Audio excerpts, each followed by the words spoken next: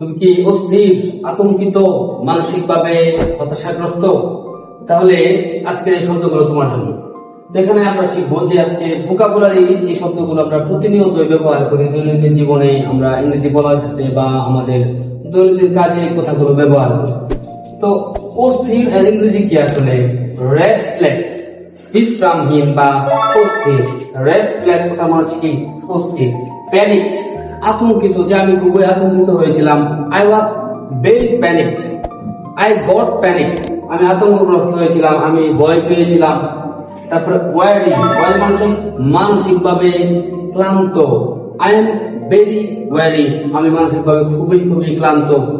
Hopeless, আশাহীন। Hopeless তো আশাহীন, যদিও এটা অনেক ক্ষেত্রে তোমরা জানো। এগোনি কথার মানে হচ্ছে তীব্র যন্ত্রণা, চরম যন্ত্রণা। তীব্র যন্ত্রণা বা চরম যন্ত্রণা হচ্ছে কি এগোনি। হোপলেস হচ্ছে কি আশাহীন। ওয়ারি মানসিকভাবে ক্লান্ত। প্যানিক হচ্ছে কি আতঙ্কিত। রেস্টলেস অস্থির।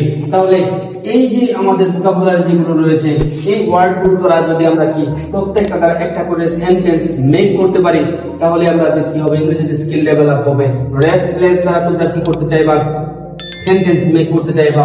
প্যানিক দ্বারা সেন্টেন্স তৈরি করার চেষ্টা করবা, এবং প্রত্যেকটা ওয়ার্ড দ্বারা যখন তুমি সেন্টেন্স মেকিং করতে পারবা, তখনই কি হবে, ইংরেজি তোমার কাছে পরাজিত হবেই হবে। ধন্যবাদ সবাইকে। Thank you for watching.